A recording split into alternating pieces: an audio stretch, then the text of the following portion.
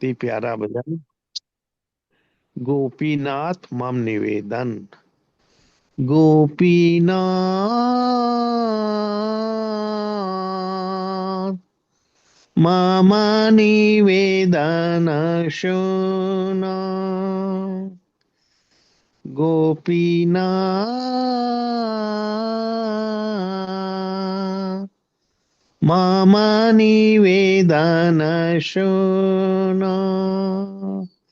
विषयी दुर्जन सदा कामरत, किछु नाही मोरे गुण। गोपीनाथ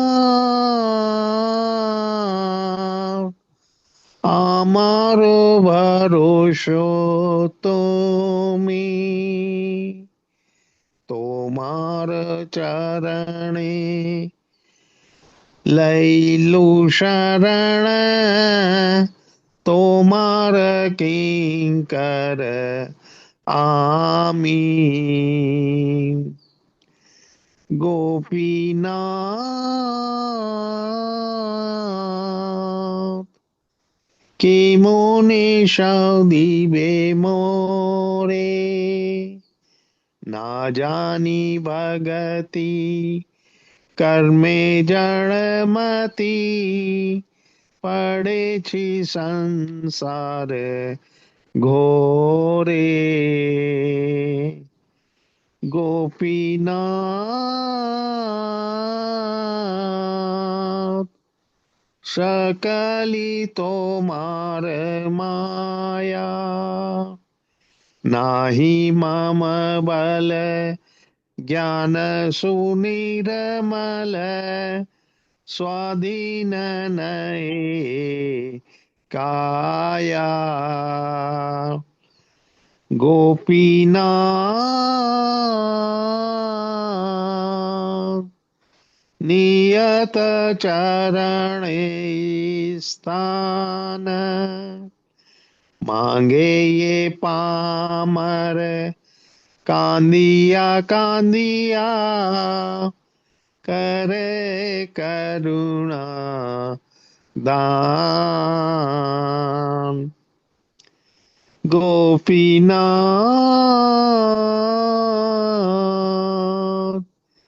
তুমি তো সকলি পারো, দুর্জনে তারিতে তোমার শক্তি।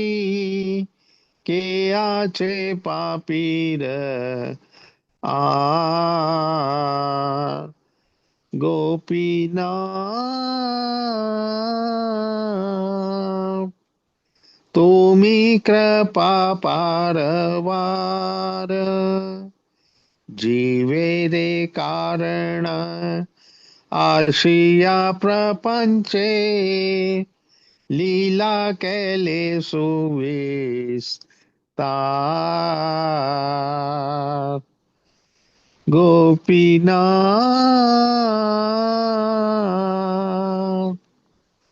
আমি কে দোষে দোষী, असुर सकल पाइला चरण। विनोदता कुल बसी। गोपीनाथ मम निवेदन शृणु। गोपीनाथ मम निवेदन शृणु। हे गोपीनाथ, कृपया मेरा निवेदन सुनो। मैं विषयी तथा पापी हूँ और सदैव विषय वासनाओं में रत रहता हूँ। इसी कारणवश मैं योग्यता विहीन हूँ। हे गोपीनाथ, आप ही मेरे एकमात्र आश्रय हैं। मैं आपके चरण कमलों में शरणागत होता हूँ क्योंकि मैं आपका नित्य दास हूँ। हे गोपीनाथ, आप मुझे किस प्रकार शुद्ध करेंगे? मुझे भक्तिमय सेवा के विषय में किंचित भी ज्ञान नहीं है। कर्म कांडों में लिप्त होने के कारण मेरी बुद्धि जड़ हो गई है। मैं भौतिक जगत में गिर गया हूँ, जो कि जीवन की सर्वाधिक भयावह स्थिति है।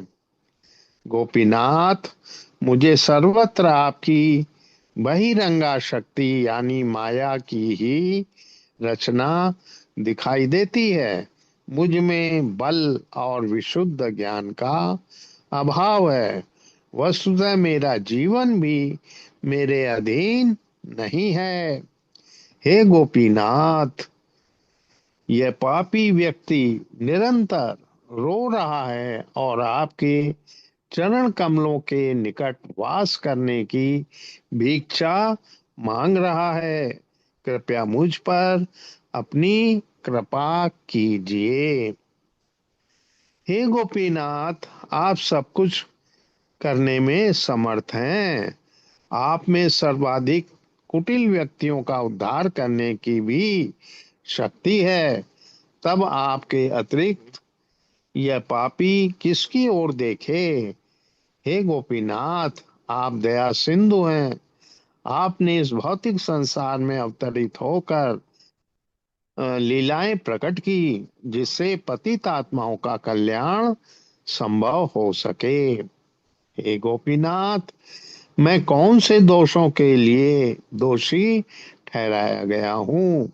समस्त असुरों ने आपके चरण कमलों को प्राप्त कर लिया है, किंतु श्रील भक्ति विनोद ठाकुर कहते हैं कि वे अभी तक यहीं बैठे हुए हैं।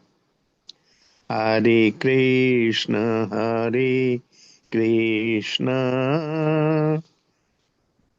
कृष्ण कृष्ण हरे हरे, हरे राम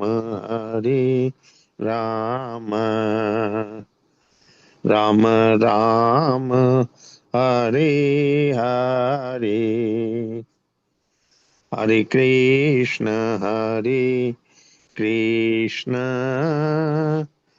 कृष्ण कृष्ण हरे हरे,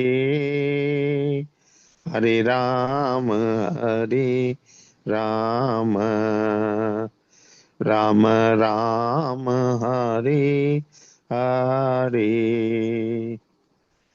हरे कृष्ण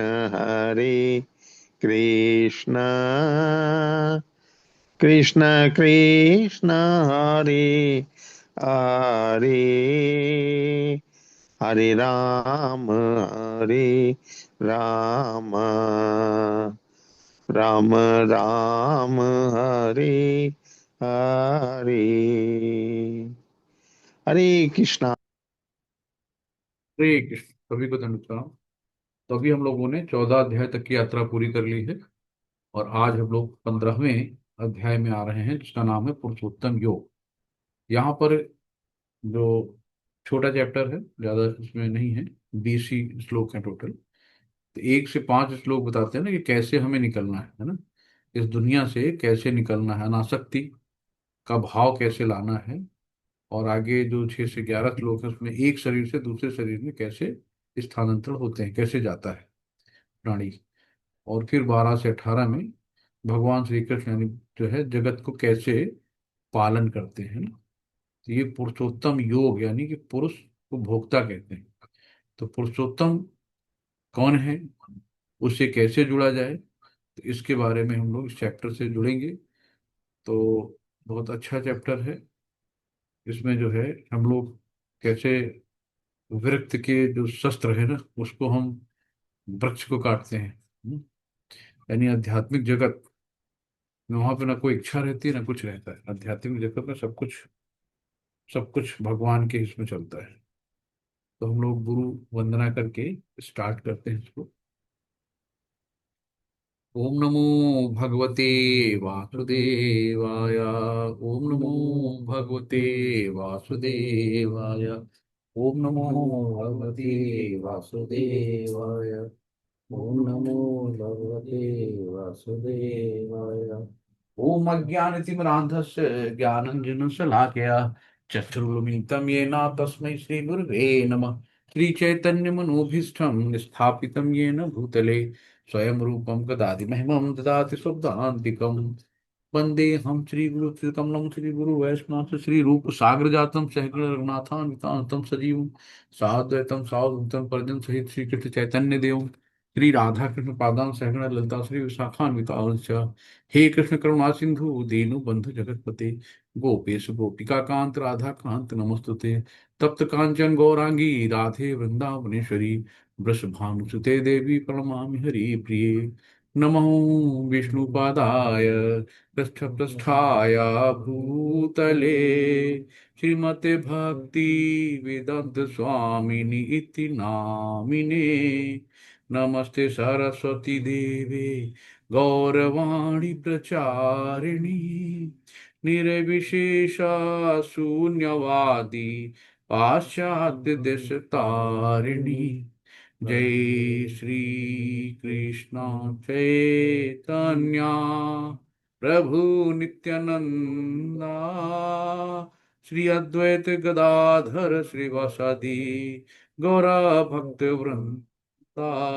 हरे कृष्णा कृष्णा कृष्णा हरे हरे हरे राम राम राम हरे हरे। हरे कृष्णा कृष्णा कृष्णा हरे हरे हरे राम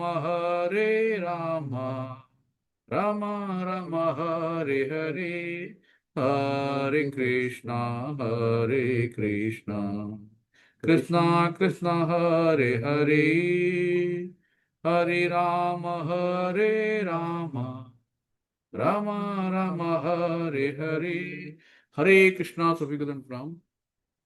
तो आज हम लोग 15 चैप्टर में आ गए हैं और इसको कहते हैं पुरुषोत्तम योग। तो पुरुषोत्तम योग में वो यहाँ पे सर्वोच्च पुरुष का योग। तो पुरुष को हम लोग भोक्ता भी कहते हैं। यहाँ पे पहले ही भगवान स्टार्ट करते हैं। भगवान बताते हैं ऊर्ध्वमूल मधस्साखम अस्वस्थम प्राहुरव्ययम छंदांसि यस्य पर्णानि यस्तम वेद स वेदवित्। शिल प्रपात की जय। भगवान ने कहा कि कहा जाता है कि एक शाश्वत वृक्ष है जिसकी जड़ें तो ऊपर की ओर हैं और शाखाएं नीचे की ओर हैं तथा पत्तियां वैदिक स्रोत हैं। जो इस वृक्ष को जानता है वो वेदों का ज्ञाता है। तो यहाँ पे ये देखो वृक्ष दिया है और ये जहाँ डिजायर लिखी ना हमारी इच्छाओं की वजह से हम यहाँ पे नीचे पृथ्वी लोक में आते हैं ब्रह्मांड में आते हैं। और डिजायर के ऊपर जो है आध्यात्मिक जगत से सुप्रीम पर्सनालिटी है गॉड। तो हमारी इच्छाएं और हमारे जो गुण हैं वो हमें यहाँ लेके आते हैं अलग अलग योनियों में। तो जो भी यहाँ पे शाखाएं हैं ना वृक्ष की वो अलग अलग योनियां हैं। तो पत्तियों जो है वेद हैं। तो अभी आगे इसमें आता है क्या है शिल प्रपात की जय। इसमें बताते हैं कि इस जो ये भौतिक जगत है ना भौतिक जगत के बंधन की तुलना अस्वस्थ अस्वस्थ क्या है वट वृक्ष यानी कि जो बरगद का पेड़ होता है उसको अस्वस्थ कहते हैं। तो अस्वस्थ के बच वृक्ष से की गई है। जो व्यक्ति सकाम कर्मों से लगा है उसके लिए इस वृक्ष का कोई अंत नहीं है। वो एक शाखा से दूसरी और दूसरी शाखा से तीसरी में घूमता रहता है। इस जगत रूपी वृक्ष का कोई अंत नहीं है ना। बंदर की तरह इस शाखा से उस शाखा उस शाखा से उस शाखा जो है अलग अलग योनियों में चक्कर लगाता रहता है। आत्मा आध्यात्मिक है। आत्मा कभी मरती नहीं शाश्वत है ना लेकिन शरीर बदलता रहता है। तो जो इस वृक्ष में आसक्त है उसकी मुक्ति की कोई संभावना नहीं है।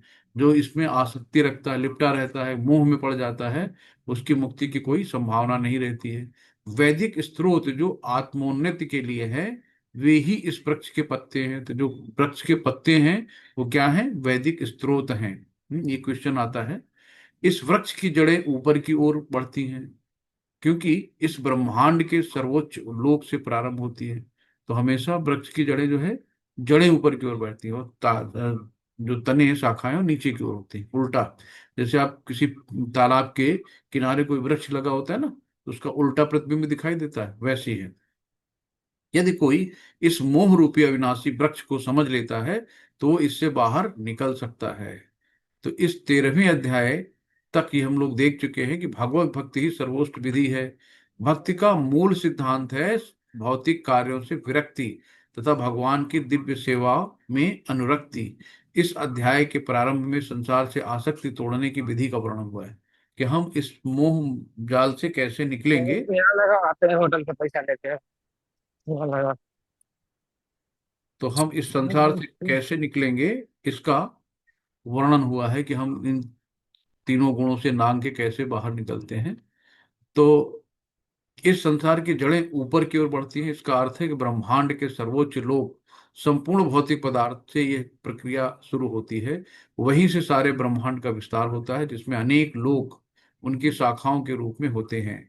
इसके फल जीवों के कर्मों के फल अर्थात धर्म अर्थ काम मोक्ष के द्योतक हैं। जो इसके फल हैं वो जीवों के कर्मों के फल, वो क्या होता है, धर्म अर्थ काम और मोक्ष। ऐसा वृक्ष जलाशय के निकट पाया जाता है, जो तालाब है उसी के निकट पाया जाता है।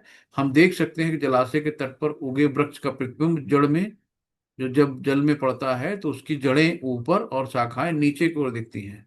दूसरे शब्दों में जगत रूपी वृक्ष आध्यात्मिक जगत रूपी वास्तविक वृक्ष का प्रतिबिंब है। जो आध्यात्म में वृक्ष है वह ऐसे ही है, जड़ पे, जड़ की जो मूल है ना वहां श्री कृष्ण जी हैं, और उसके बाद जो शाखाएं हैं वो अलग अलग योनियां हैं, पत्तियां जो हैं वेदों वेद शास्त्रों का उसमें पत्तियों को कहा गया है।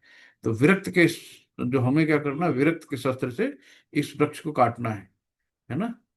तो विरक्त कैसे आएगी, जब आध्यात्मिक ज्ञान बढ़ेगा। तो इसमें क्या है, दूसरे शब्दों में जगत रूपी वृक्ष आध्यात्मिक जगत रूपी वास्तविक वृक्ष का प्रतिबिंब मात्र है। प्रतिबिंब जल में रहता है। जो व्यक्ति इस भौतिक जगत से बाहर निकलना चाहता है उसे वैश्लेषिक अध्ययन है ना, जो आत्मा और पदार्थ का वैश्लेषिक अध्ययन है, जिसको सांख्य योग भी कहते हैं, सांख्य दर्शन भी कहते हैं, के माध्यम से इस वृक्ष को भली भांति जान लेना चाहिए। फिर वो इस वृक्ष के अपना संबंध विच्छेद कर सकता है। जब तक हम आत्मा के विषय में वैश्लेषिक अध्ययन नहीं करते हैं, जान नहीं पाते हैं, तब तक हम इस दुनिया में मोह माया में फंसे रहते हैं और निकल नहीं पाते हैं। तो जिस दिन हमें पता चलता है कि I am not a body, I am a soul, कि मैं आत्मा हूं, शरीर नहीं हूं, तो फिर क्या होता है, धीरे धीरे मोह कम होता है और इस दुनिया से संबंध विच्छेद कर लेते हैं। तो ये है। अब यहाँ पे आया है कि इस वृक्ष की शाखाएं ऊपर की तथा नीचे फैली हैं और प्रकृति के 3 गुणों द्वारा पोषित हैं। इसकी टहनियां इंद्रिय विषय हैं, टहनियां जो हैं इंद्रिय विषय हैं, और इस वृक्ष की जड़ें नीचे की ओर जाती हैं, जो मानव समाज में सकाम कर्मों से बंधी हुई हैं। तो ये देखो, जैसे तालाब के किनारे वृक्ष लगा रहता है तो वैसे ही ये वृक्ष है कि इसकी जो शाखाएं जो है नीचे हैं, टहनियां सब, और जड़ ऊपर की ओर है ना। तो इसी में कहा गया है, अधस्ते चूर्धम प्रसुतस्य शाखा गुण प्रवद्दा विषया प्रवाला अधस्वमूलानि संततानि कर्मानुबंधीन मनुष्य लोकेन। तो हमारी जो भौतिक इच्छाएं हैं ना, डिजायर, तो वो हमें इस धरती पे पुनः आने पे मजबूर करती हैं। भगवान कहते हैं ठीक है भैया, जाओ अपनी इच्छाओं को पूरा करो जाके। तो ये हमारे जो वृक्ष हैं हमारी इच्छाओं पे स्थित होते हैं। तो इच्छाएं अनंत होती, इच्छाओं का कभी अंत होता नहीं है। दिल मांगे मोर। तो इस वृक्ष के वास्तविक स्वरूप का अनुभव इस जगत में नहीं किया जा सकता है। कोई भी नहीं समझ सकता कि इसका आदि कहाँ है और अंत कहाँ है, इसका आधार कहाँ है। लेकिन मनुष्य को चाहिए कि इस दृढ़ मूल वृक्ष वाले को विरक्ति के शक्ति, विरक्त यानी कि डिटैच होके, है ना, तो विरक्ति के शस्त्र से काटती रहे। तो जब हम किसी चीज में आसक्ति नहीं रखेंगे, ज्यादा मोह माया में नहीं पड़ेंगे, तभी हम इससे दूर आ सकते हैं, है ना। क्योंकि मोह छूटता ही नहीं है ना, मरते दम तक लगाव रहता है। तत्पश्चात उसे ऐसे स्थान की खोज करनी चाहिए जहां जाकर लौटना ना पड़े। यानी कि कहाँ जाते हैं, भागवत धाम, जहां से लौटना नहीं पड़ता। अगर एक बार भगवान की शरण में हम लोग चले गए फिर वहां से लौटना नहीं पड़ेगा, है ना। तो उसके लिए क्या करना है, उस भगवान के शरण शरण ग्रहण ग्रहण कर ली जाए जिसने अनादिकाल से प्रत्येक सूत्रपात का विस्तार होता है, अनादि, जिसका कोई अंत नहीं है, ना अंत है ना शुरुआत है। तो वहां से क्या है कि प्रत्येक सूत्रपात का विस्तार होता आया है।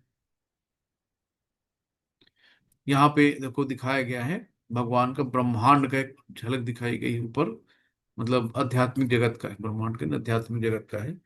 तो भगवान कहते हैं अपने जो कि वहां पे ना लाइट की जरूरत है और ना ही किसी चीज की जरूरत है ना। तो यहाँ पे विवेचना करेंगे हम लोग पुरुषोत्तम योग की।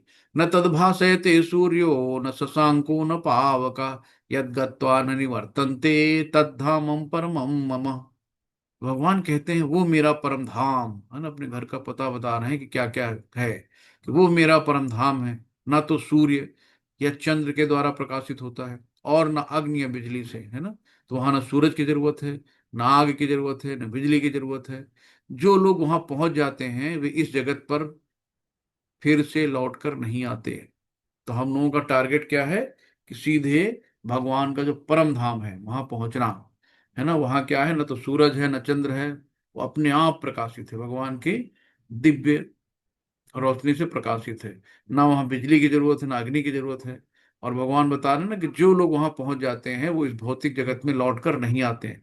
तो कौन यहाँ दुखालय में रहना चाहेगा? कौन यहाँ पे बार बार जन्म मृत्यु जरा व्याधि के चक्कर में पड़ेगा? तो इससे बढ़िया है कि भाई भगवान के गोलोक वृंदावन धाम में रहें, भगवान की लीलाओं में उनके साथ एंजॉय करें, उनके साथ उनके ही जैसा आचरण करें। तो भगवान और जो भक्त है उसमें कोई वहां अंतर नहीं रहता, सिर्फ एक कौस्तुभ मणि होती है जो भगवान के गले में रहती है, बाकी भगवान की तरह रूप रूप रेखा सब कुछ भगवान की तरह है ना। तो ऐसे क्या करना है कि कुछ अच्छे कर्म करके हमें तीनों गुणों से बाहर निकलना है और सिर्फ क्या करनी है, अनन्य भक्ति, है ना, सिर्फ भक्ति। भक्तिया माँ भी जान आती यावन्यास तत्वता, भक्त ही भगवान को एज इट इज जान सकता है। अब भगवान यहाँ बता रहे हैं कि ममैवांशु जीवलोके जीवभूत सनातन मन कष्टानि इंद्रियाणि प्रकृतिस्थानि करसति। तो अब ममैवांशु जीवलोको, जो इतने इस बद्ध जगत में सारे जीव मेरे शाश्वत अंश हैं, जितने भी जीव हैं एक चींटी से लेके हाथी तक, है ना, एक माइक्रोस्कोपिक जो हम देख सकते हैं कीटाणु से लेके बड़े से बड़े जानवर तक में, भगवान कहते हैं वो सब मेरे शाश्वत अंश हैं। बद्ध जीवन के कारण वे छह इंद्रियों के कारण घोर संघर्ष कर रहे हैं, है ना। तो ये इसी कारण हम लोग घोर संघर्ष कर रहे हैं। तो उसमें क्या है, जिसमें मन भी सम्मिलित है। तो इंद्रियां हमारी क्या है, नाक कान, है ना, आंख, स्पर्श। तो ये सब चीजें इंद्रियों में आती हैं और इनका जो विषय होता है जीव, जैसे मान लो इंद्रिय विषय क्या है, तो इंद्री तो हो गई, मान लो जिभ्या ले लेते हैं, मोटा मोटा जीभ हमारी इंद्री हो गई। और जीभ जीभ हमें रसगुल्ला खाना है, तो जब रसगुल्ला जीभ में गया, वाह क्या स्वाद है, तो इंद्रिय विषय बन गया। तो यही कहते हैं इंद्रिय विषयों में नहीं फंसना है ना। हमें भगवान का भोग यानी भगवान का प्रसाद ही ग्रहण करना है, जो भगवान को खिला सकते हैं। भगवान को कोई प्याज लहसुन का भोग नहीं लगाता, भगवान को कोई मीट मांस का भोग नहीं लगाता। तो जो हम भगवान को खिला सके वही खाएं। शरीरम यद वाप्नोति यच्चाप्युत्क्रामतीश्वरः गृहीत्वैतानि संयाति वायुर्गंधा निवासयात। शिल प्रपात की जय। कि इस संसार में जीव अपनी देहात्म बुद्धि को एक शरीर से दूसरी शरीर में उसी तरह ले जाता है जिस प्रकार वायु सुगंध को ले जाती है। जैसे कि कहीं कोई अच्छा सा फूल है, महक रहा है, तो फूल तो वही है लेकिन उसकी महक वायु के द्वारा दूसरी तरफ जाती है। तो वैसे ही होता है कि यहाँ पे जो प्राण है यानी प्राण वायु कहते हैं ना, आत्मा को एक शरीर से दूसरे शरीर में ले जाने वाला क्या होता है, प्राण। तो प्राण वायु को हम लोग कहते हैं कि प्राण जो है एक शरीर से दूसरे शरीर में इस आत्मा को स्थानांतरित कर रहा है, जैसे कि वायु सुगंध को करती है। तो इस प्रकार वो एक शरीर धारण करता है और फिर इसे त्याग कर दूसरा शरीर धारण करता है। तो यहाँ पे भगवान हमेशा कहते हैं ना कि एक ही चीज, भगवान की भक्ति करनी है, भगवान का हमेशा स्मरण करना है। तो ये जो इधर से उधर जाना है ना, ये सब चक्कर से छूट के हम लोग सिर्फ गोलोक वृंदावन धाम में जाके बार बार इस जन्म मृत्यु जरा व्याधि के चक्कर से छूट जाएंगे। तो इस प्रकार दूसरा स्थूल शरीर धारण करके जीव विशेष प्रकार का कान, आंख, जीभ, नाक तथा स्पर्श इंद्रियां, ये यही है भौतिक जो बताया ना कि इंद्रियां, तो ये 5 तरह की इंद्रियां हैं जो मन के चारों ओर संपुंजित हैं। इस प्रकार वो इंद्रिय विषयों के एक विशिष्ट समुच्चय का भोग करता है। तो इंद्रियां 5 हो गई। इंद्रिय विषय बताया ना कि उनका जो भोग होता है वो इंद्रिय विषय कहलाता है। और मन जो है मन के चारों ओर संपुंजित है, तो ये विशिष्ट संपुंजय का भोग करता है। तो यहाँ पे यानी कि देहात्म बुद्धि जो होती है ना, यानी कि देह से जुड़ी हुई बुद्धि, है ना, कि हम अपने आप को शरीर जो मानते हैं उसको देहात्म बुद्धि कहते हैं। देह से जड़ी हुई बुद्धि। तो हमें देहात्म बुद्धि से यानी देह से निकलना है, हमें आत्म स्वरूप बनना है ना, देहात्म बुद्धि नहीं बननी है। इसलिए कहते हैं 8वें अध्याय में हम लोगों ने देखा था कि मृत्यु के समय जैसी चेतना बनाए रखता है उसका वैसे ही दूसरा शरीर मिलता है। जैसे हम लोगों ने राजा जड़ भरत की कहानी सुनी थी, उनका जो दिमाग हिरन में लग गया आखिरी समय के, हिरन का क्या होगा, उस बच्चे का क्या होगा, तो उनको अगला जन्म हिरन का लेना पड़ा। तो ऐसी है, तो आत्मा एक शरीर से दूसरे शरीर में देहांतरण करता है। तो कर्म के अनुसार भिन्न भिन्न जैसे हमारे कर्म होते हैं और जैसी हमारी इच्छा होती है, तो वैसे हमें अगला शरीर प्राप्त होता है। तो कर्म के अनुसार भिन्न शरीर प्राप्त होता है और समय आने पर यह शरीर त्यागना होता है। तो एक शरीर से दूसरे शरीर में देहांतरण की प्रक्रिया तथा शरीर में रहते हुए संघर्ष करने को जीवन संघर्ष कहते हैं। तो हमें क्या करना है, एक शरीर से दूसरे शरीर तीसरे शरीर में जाने की विधि को रोकना है। रोकना कैसे, कृष्ण भावनामृत होना है। और करना क्या है, हरे कृष्णा कृष्णा कृष्णा हरे हरे, हरे राम राम हरे हरे, है ना। तो जैसे क्या है कि चेतना जो है मूलतः जल के समान, जो हमारी चेतना है चेतना, जिससे हम चेतन अवस्था में हैं, तो एकदम जल के समान है। जैसे जल में हमने लाल कलर डाल दिया तो कलर वो लाल हो गया, पीला डाला पीला हो गया, है ना। तो वैसी तरीके से रंग, तो इसी प्रकार चेतना भी शुद्ध है क्योंकि वो आत्मा शुद्ध है, लेकिन भौतिक गुणों की संगत के अनुसार चेतना बदल जाती है। तो जैसी हमारी संगति होती है वैसे हमारी रंगत होती है ना। तो जैसा पियो पानी वैसा हो वाणी। अब शुद्ध पानी पिएंगे वैसी वाणी होगी, दूध पिएंगे वैसी वाणी होगी, मदिरा पिएंगे शराब पिएंगे वैसी वाणी होगी, है ना।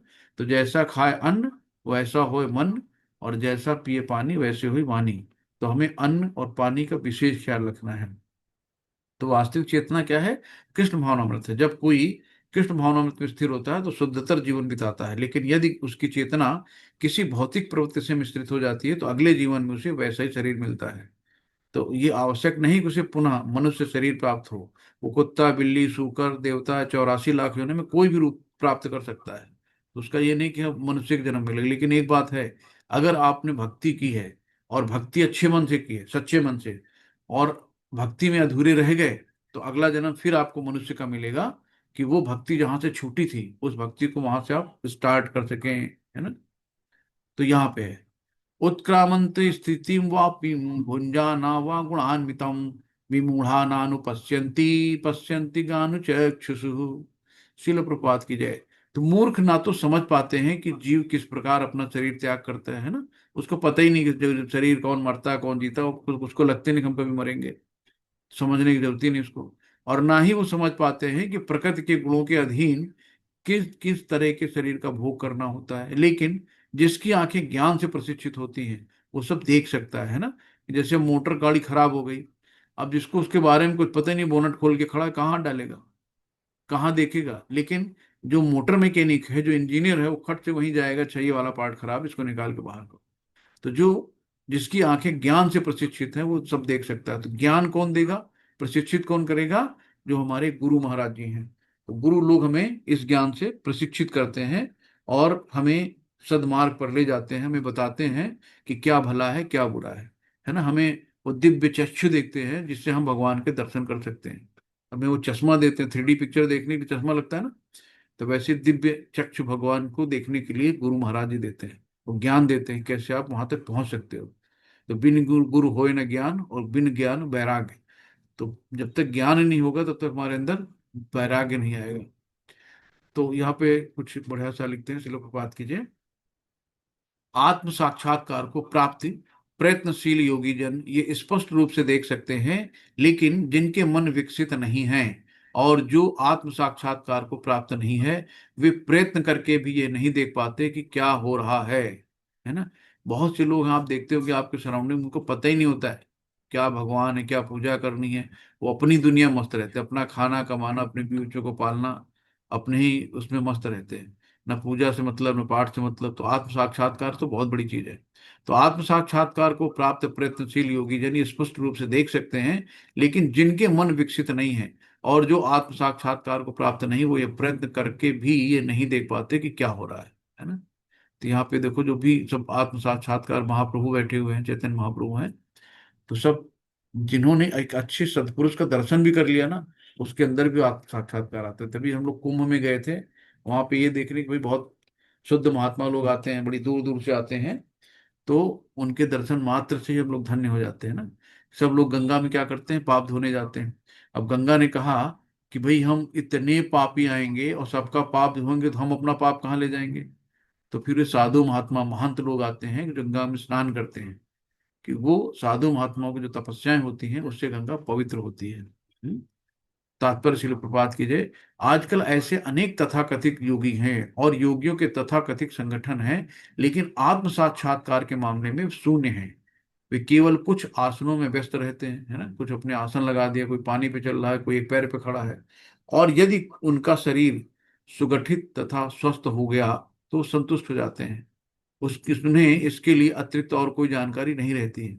ऐसे व्यक्ति आत्मा के देहांतरण को न समझ पाते हैं, और केवल वे ही ये सभी बातें समझ पाते हैं जो सचमुच योग पद्धति में रमते हैं और जिन्हें आत्मा, जगत तथा परमेश्वर की अनुभूति हो चुकी होती है। दूसरे शब्दों में, जो भक्त योगी हैं वे ही समझ सकते हैं कि किस प्रकार सब कुछ घटित होता है ना। जिसको पता ही नहीं कि क्या हो रहा है, दिन कैसे हो रही, रात कैसे हो रही, लोग मर कैसे रहे, जी कैसे रहे, ये देहांतरण कैसे हो रहा है, ये सारी प्रोसेस कैसी, एक छोटा सा स्पर्म जो माइक्रोस्कोप से दिखाई देता है, वो गर्भाशय में जाके भ्रूण से मिलके कैसे डेवलप होता है, कैसे 9 महीने एक जीव, 3 लेयर होती हैं गर्भाशय में, उसके अंदर कैद रहता है, कैसे वो एक निकल के बाहर आता है ना। और कैसे धीरे धीरे ग्रो करके बच्चे से बड़ा बड़ा होता है, फिर जवान होता है, फिर धीरे धीरे बूढ़ा होकर नष्ट हो जाता है। तो ये प्रक्रिया कैसे है, कौन समझ पाएगा और कौन कर पाएगा, है। इसे भगवान ही कर सकते हैं, और कोई नहीं कर सकता। गामाविश्य च भूतानि धार्याम्याहमोजसा पुष्णामि चौदसी सर्वा, पुष्णामि चौदसी सर्वा, सोमो भूत्वा रसात्मकः। मैं प्रत्येक लोक में प्रवेश करता हूँ ना, पूरे ब्रह्मांड के मालिक भगवान ही है ना। तो सारे लोक उन्हीं के हैं, सब उन्हीं में है। तो मैं प्रत्येक लोक में प्रवेश करता हूँ और मेरी शक्ति से सारे लोक अपनी कक्षा में स्थिर रहते हैं, है ना। मैं चंद्रमा बनकर समस्त वनस्पतियों को जीवन रस प्रदान करता हूँ। तो भगवान ये कह रहे हैं, जैसे सूर्य है अपने ऑर्बिट में हमेशा चक्कर लगाता रहता है, कभी छुट्टी नहीं लेता है ना। उसका जो काम है अपने नियत ऑर्बिट में घूमता रहता है। भगवान कहते हैं चंद्रमा बनकर, चंद्रमा क्या है, जितनी भी वनस्पतियों में रंग है, स्वाद है ना, वो सब कौन देता है, चंद्रमा देता है। मिट्टी तो वही है, मिट्टी वही है, सूर्य वही है, पानी वही है। लेकिन किसी का देखो मिर्चा है, कड़वा स्वाद है, आम का मीठा स्वाद है ना, किसी का खट्टा इमली का स्वाद है, आंवले का खट्टा स्वाद है, किसी का पीला कलर है, लाल है, बैंगनी है, अलग अलग कलर। तो ये कैसे है, ये सब चंद्रमा की वजह से है। तो जो सब, मैं चंद्रमा बनकर समस्त वनस्पतियों को जीवन रस प्रदान करता हूँ। तो भगवान कहते हैं मैं चंद्रमा बनकर। अब देखो, जो पेट की आग है ना, जो खाना पचाती है ना, अहम वैश्वानरो भूत्वा प्राणिनां देहिमाश्रितः प्राणापान समायुक्त पंचाम्यम चतुर्विघम। शिल प्रपात की जय। भगवान कहते हैं कि मैं समस्त जीवों के शरीरों में पाचन अग्नि यानी वैश्वानर हूं। तो जो पाचन अग्नि, आप समझ लो, जो आप खाना खाते हो, उस खाना को पचाने में जो अग्नि होती है, वो भी भगवान कहते हैं मैं हूं। तो भगवान जिस दिन नहीं पहुंचे, उस दिन पहला कब्ज हो गया, कॉन्स्टिपेशन हो गया, तो कैसे चलेंगे भाई। और मैं श्वास प्रवास यानी प्राण वायु में रहकर 4 प्रकार के अन्नों को पचाता हूँ, है ना। तो प्राण वायु में भगवान है। कहते हैं 4 प्रकार के, कुछ चूसने वाले हैं, कुछ चबाने वाले हैं, कुछ पीने वाले हैं, कुछ चाटने वाले हैं। तो इस तरीके से अलग अलग 4 प्रकार के अन्न होते हैं। तो भगवान कहते हैं उनको मैं पचाता हूँ। तो सब कुछ, जो पेट की अग्नि है, यानी कि आप देखो खाना खाने के बाद आपको कुछ देर बाद अजीब सी गले में जलन, अगर पानी नहीं पिया आपने तो आपको गले में जलन होती, फिर लगता है कि चलो पानी पिया, यानी कि वो जठराग्नि जब वो आती है तभी खाना पचना शुरू हो जाता है। तो ये चीज है। और नेक्स्ट, सर्वस्य चाहम हृदय सन्निविष्टु मतः स्मृतिर्ज्ञानमपोहनं च वेदस्य सर्वैरहमेव वेद्यो वेदान कृतदेव विदेव चाहम। शिल प्रपात की जय। मैं प्रत्येक जीव के हृदय में आसीन हूँ। भगवान कहते हैं ना, सर्वस्य चाहम हृदय सन्निविष्टु, कि मैं प्रत्येक जीव के हृदय में आसीन आसीन हूँ। और मुझसे ही स्मृति, यानी हमारी जो बुद्धि है ना, हमारी याददाश्त है, वो भगवान की वजह से। जरा सा शॉर्ट सर्किट होता है ना, लोग कपड़े उतार के सड़क पे घूमने लगते हैं, बाल उलझाए हुए पागलों की भांति, है ना। तो भगवान ही कहते हैं कि मुझसे ही स्मृति है, ज्ञान तथा विस्मृत भी है। भगवान 2 मिनट में शॉर्ट सर्किट करा, मेमोरी लॉस हो गई, शॉर्ट मेमोरी हो गई, अरे क्या हुआ, मैं कौन। तो सब भगवान के हाथ में ही है। मैं ही वेदों के द्वारा जानने योग्य हूँ। तो वेद क्या है? भगवान की वाणी है। भगवान कहते हैं मैं ही वेदों के द्वारा जानने। वेद में आप पढ़ोगे, शास्त्रों को किस लिए पढ़ोगे? भगवान को जानने के लिए। निसंदेह में वेदांत का संकलन करता तथा समस्त वेदों का जानने वाला हूँ। भगवान कहते हैं निसंदेह, यानी कोई संदेह नहीं है, मैं वेदांत का संलग्न करता हूँ और समस्त वेदों का जानने वाला हूँ।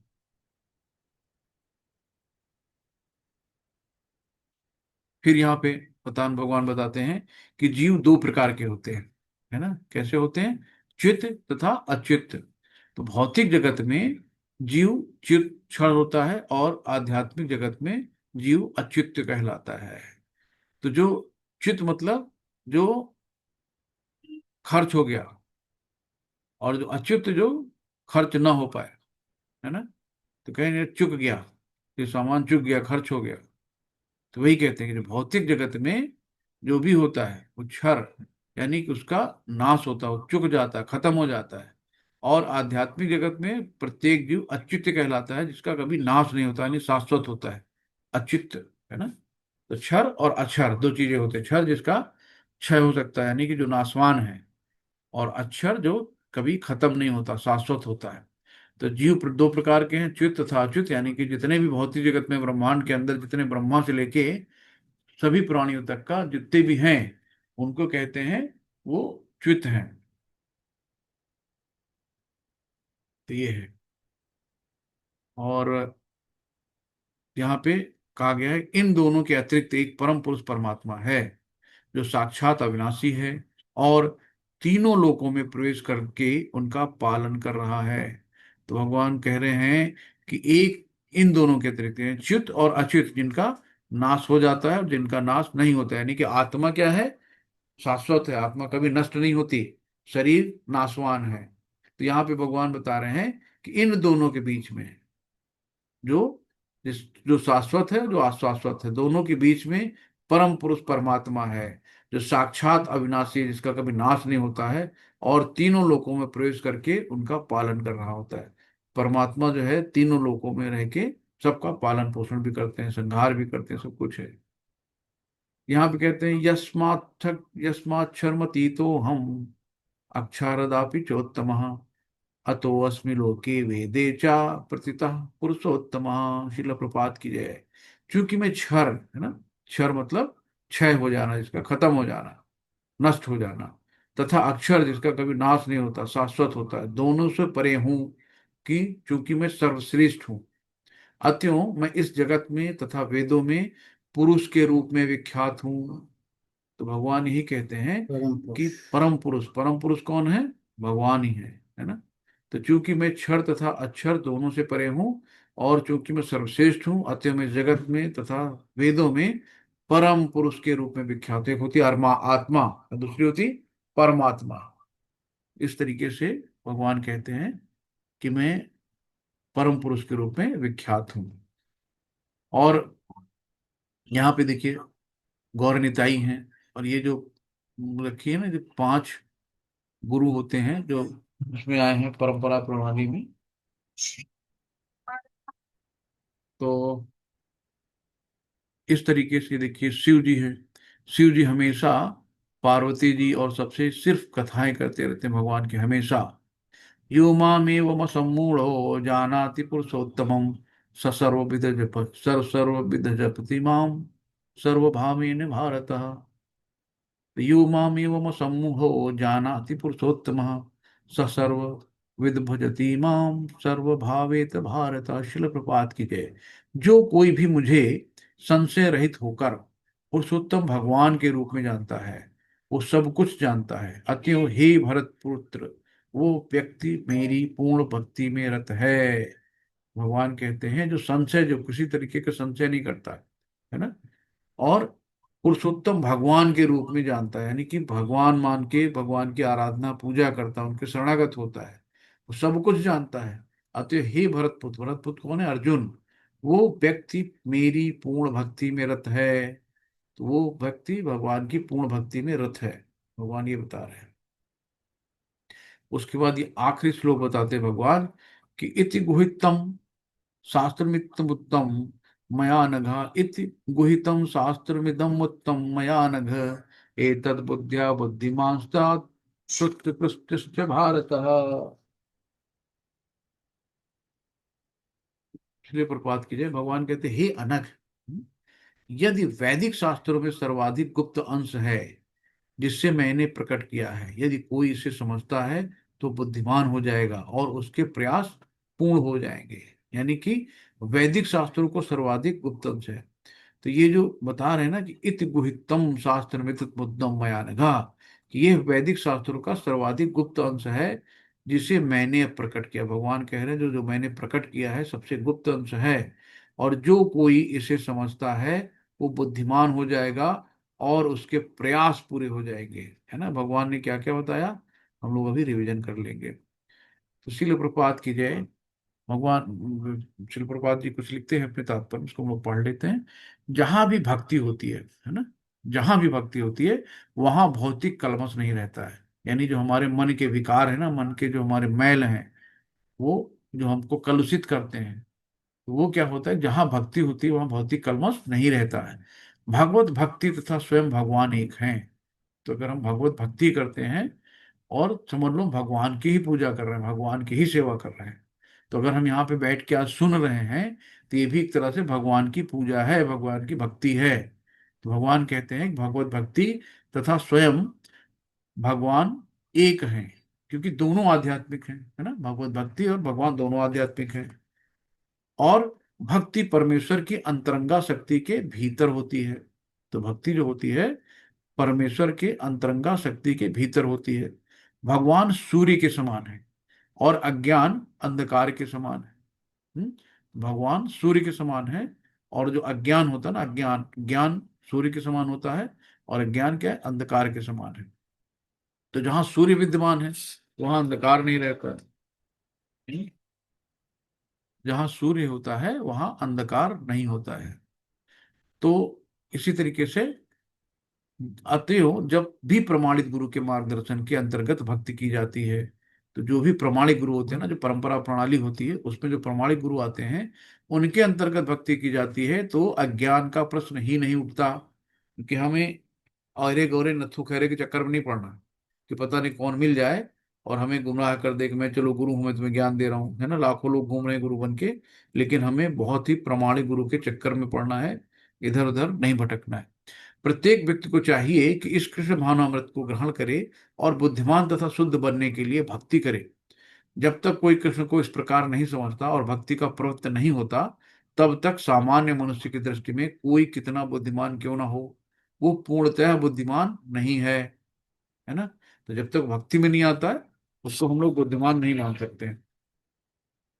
जिस अनग शब्द से अर्जुन को संबोधित किया गया है ना, अनग का मतलब है कि वो सार्थक है। अनग अर्थात हे निष्पाप, जिसके अंदर कोई पाप नहीं। तो अनग का अर्थात हे निष्पाप का अर्थ है कि वो समस्त तथा समस्त, वो जब तक मनुष्य पाप कर्मों से मुक्त नहीं हो जाता है ना, तो जब तक पाप कर्मों से मुक्त नहीं हो जाएंगे तब तक हम भगवान को समझ ही नहीं पाएंगे। तो जब तक हम भगवान के प्रति शरणागत होकर उनके पूरे श्रद्धा लेके उनको नहीं सुनेंगे, तब तक हम भगवान को नहीं समझ सकते। तो उसे समस्त कलमश, समस्त पाप कर्मों से मुक्त होना पड़ेगा, तभी वो समझ सकता है। लेकिन भक्ति इतनी शुद्ध और शक्तिमान होती है कि एक बार भक्ति में प्रवृत्त होने पर मनुष्य स्वतः निष्पाप हो जाता है, यानी कि मनुष्य अनग बन जाएगा अगर भक्ति करता रहेगा तो। भगवान ने तो ये भी बताया है कि एक बार भक्ति में प्रवृत्त होने पर मनुष्य स्वतः निष्पाप हो जाता है, उसके सारे पाप भगवान हर लेते हैं, है ना। भगवान कहते हैं सर्वधर्म परित्याजम माम एकम शरणम व्रजम अहम त्वाम सर्व पाप्येभ्यो मोक्षयिष्यामि मा शुचि, कि सारे धर्म को छोड़कर मेरी शरण में आ जाओ, मैं तुम्हें सारे पापों से मुक्त कर दूंगा, डरो मत, भगवान स्वयं वचन देते हैं। 18.65 श्लोक में, आखिरी में आएगा श्लोक 18वें चैप्टर। तो ये है। तो सबसे महत्वपूर्ण बात जिस पर विजय पानी है वो है हृदय की दुर्बलता। तो हमें क्या करना है कि हमारे जो हृदय की दुर्बलता उस पर विजय पानी है। तो पहला पतन प्रकृति पर प्रभुत्व जताने की इच्छा के कारण होता है। जब प्रकृति पे हम जानते हैं हम मालिक हैं, हम सर्वे सर्वा, हम बॉस हैं, तो ये मेरा है वो मेरा है ना, सब पे अधिकार जताते हैं, तो पहले पतन वहां हो जाता है। दूसरा है हृदय की दुर्बलता। जब कोई अधिकाधिक प्रभुत्व जताने की इच्छा करता है और भौतिक पदार्थ के स्वामित्व के प्रति आसक्त हो जाता है, तो इस संसार की सारी समस्याएं इन्हीं हृदय की दुर्बलताओं के होती हैं, है ना। कि कभी भी आदमी अपने से कोई चीज छोड़ नहीं पाता। एक सामान घर में पुराना हो जाता है तो उसको भी किनारे स्टोर रूम में डाल देते हैं, भले ही काम का नहीं है, लेकिन उसको फेंक नहीं सकते। भले हमारे पास वो चीज की यूज की नहीं, हम किसी को दे नहीं सकते, तो हमारी हृदय की दुर्बलता है। कि कोई भी चीजें हम जल्दी से उसको नहीं दे पाते हैं, उसी से चिपके रहते हैं, इसी को हम आसक्ति कहते हैं। तो इस अध्याय के प्रथम 5 श्लोकों में हृदय के इन्हीं दुर्बलताओं से अपने को मुक्त करने की विधि का वर्णन हुआ है, और छठे श्लोक से अंतिम श्लोक तक पुरुषोत्तम योग की विवेचना हुई है। तो इस तरीके से हरे कृष्णा, यहाँ पे ये चैप्टर समाप्त होता है। और इसमें कोई भी त्रुटि हो और किसी का कोई क्वेश्चन हो तो आप पूछ सकते हैं। हरे कृष्णा, सभी को दंड प्रणाम।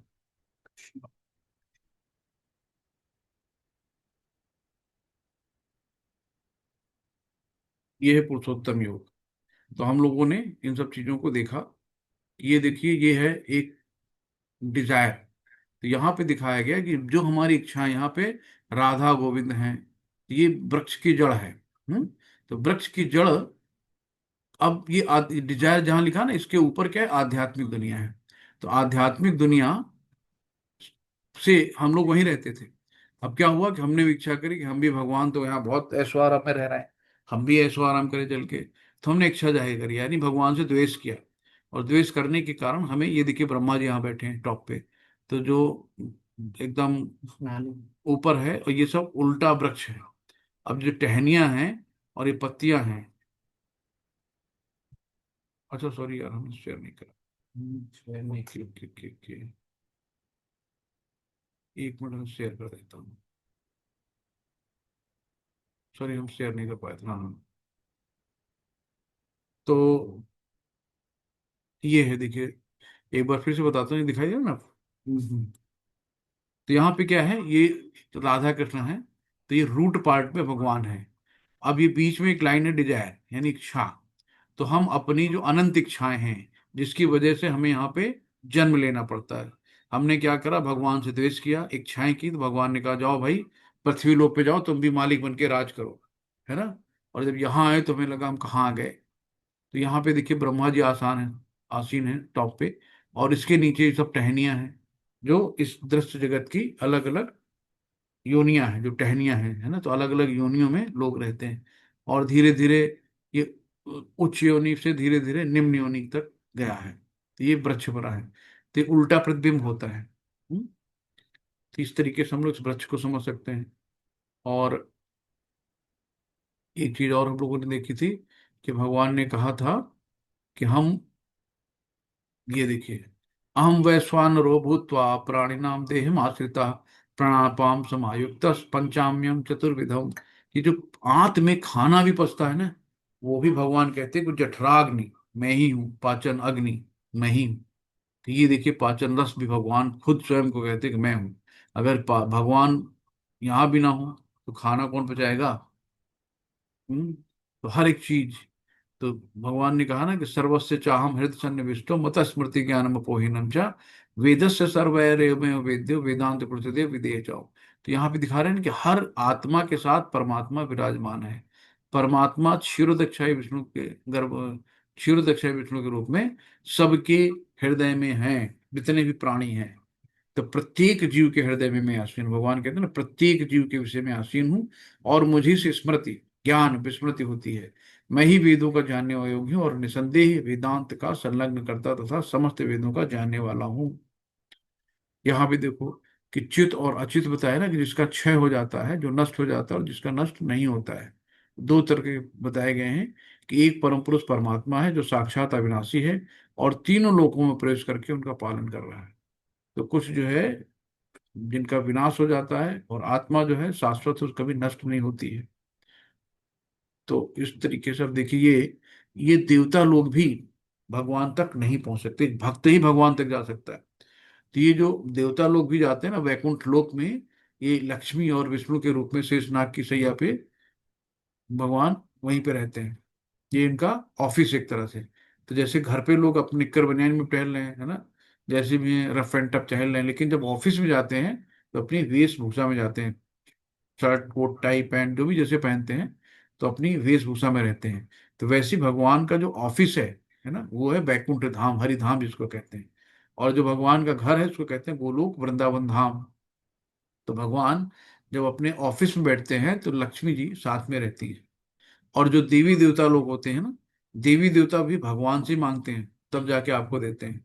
तो देवी देवता लोग भी वहां तक नहीं पहुंच सकते, वो इसी समुद्र के तट पे किनारे बैठकर भगवान से उनकी आराधना करते हैं। अब इसमें देखिए शिव जी भी बैठे हैं, है ना, इंद्र भी हैं, जितने भी देवी देवता हैं सब लोग यहीं पे बाहर बैठे हुए हैं। तो सब भगवान ही सैंक्शन करते हैं, जो भी चीजें होती हैं भगवान ही देते हैं। तो भगवान से लेकर फिर आगे तक पहुंचाते हैं। तो एक भक्त जो है आसानी से भगवान तक पहुंच सकता है। देवी देवता इसलिए कहा गया है, बड़े भाग्य मानुष तन पाया, सुर दुर्लभ सदग्रंथन गाया। अब यहाँ पे देखिए सब लोग जो है सिर्फ भगवान का ही चिंतन कर रहे हैं। ये शंकर भगवान जो है नित्य भगवान की लीलाओं का बखान करते रहते, पर पार्वती जी को हमेशा कहानियां सुनाते रहते हैं भगवान की। और इस तरीके से हरे कृष्णा, सभी को दंड प्रणाम। ये चैप्टर खत्म होता है। तो कोई किसी को सजेस्ट करना हो भूल चूक, और किसी का तो कोई क्वेश्चन हो तो आप लोग कर सकते हैं। हरे कृष्ण।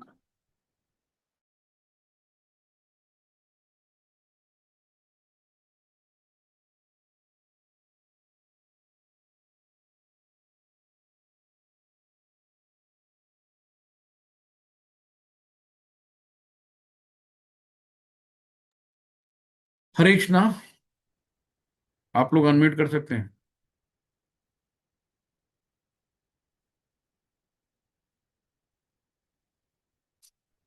वाञ्छाकल्पतरुभ्यश्च कृपा सिद्धू एव च पतितानां पावनेभ्यो वैष्णवभ्यो नमो नमः।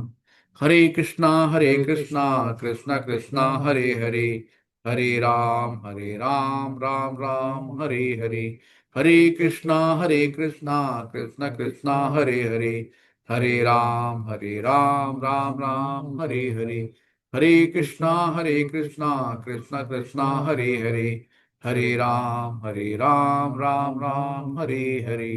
हरे कृष्णा। किसी को कोई चीज ना समझ में आई हो, कोई क्वेश्चन हो तो आप लोग कर सकते हैं, और अगर सब समझ में आ गए हो तो फिर चलते हैं। शिल प्रपात की जय, गुरु महाराज जी की जय, सभी भक्तों की जय हो। हरे कृष्णा। कल मिलते हैं हम लोग 16वें अध्याय को लेके।